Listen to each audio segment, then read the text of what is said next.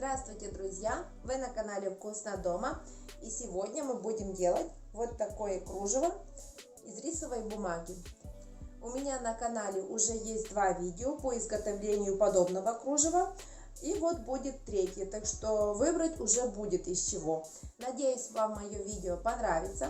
Подписывайтесь на мой канал. Не забывайте нажимать на колокольчик, чтобы быть в курсе новых моих таких экспериментов. Если у вас возникнут какие-то вопросы, задавайте мне их в комментариях. Я обязательно на все отвечу.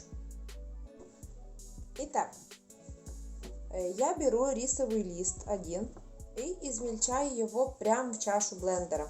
Не стоит его вот так ломать, потому что кусочки отстреливают очень далеко. Так что вот просто разрезая на маленькие кусочки в чашу блендера.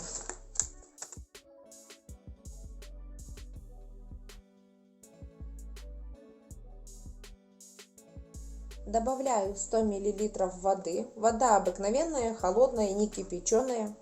И оставляю буквально на 10 минут. Бумага должна хорошо размякнуть. Видите, смесь получается прозрачной. Вот. У меня кружево будет белым.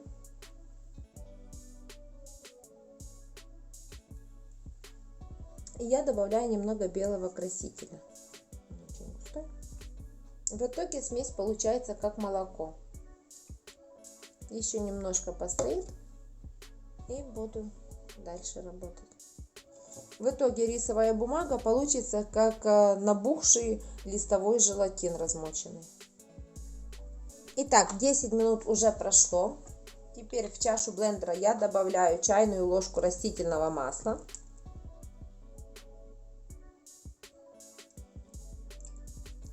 И теперь мне надо все это пробить блендером.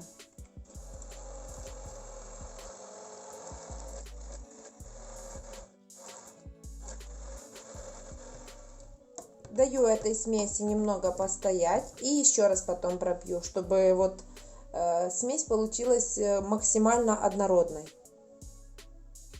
5 минут прошло, и теперь надо еще раз хорошо все пробить блендером.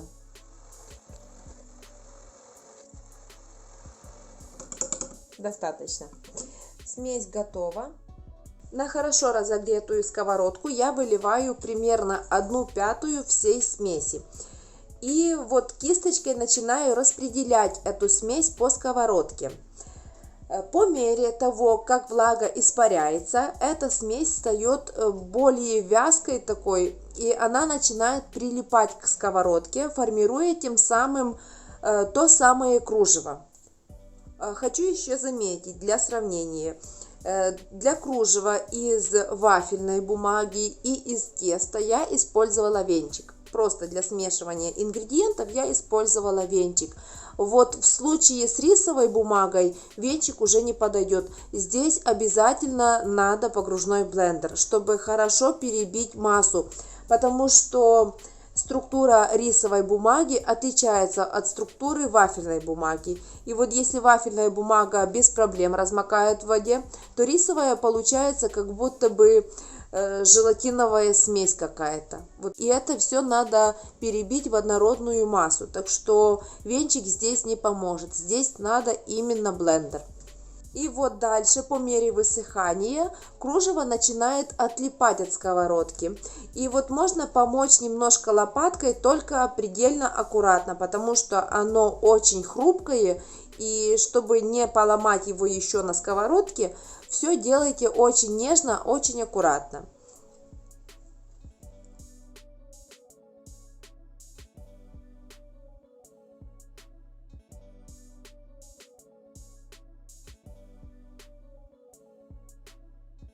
Готовое кружево выкладываем на любую сухую поверхность. Будь это поднос, досточка, силиконовый коврик, пергамент.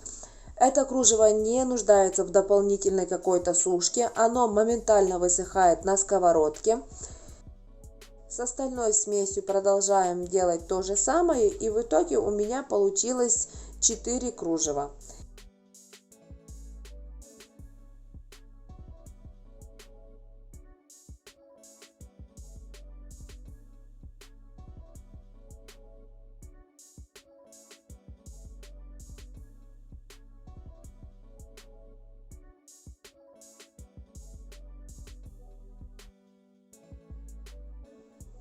Итак, мое кружево готово.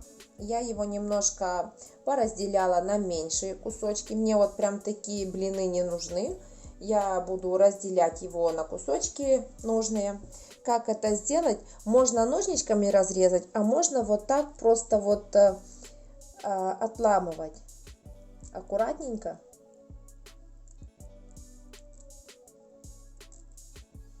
И в итоге у вас получится очень красивая такая структура, такой рваный край.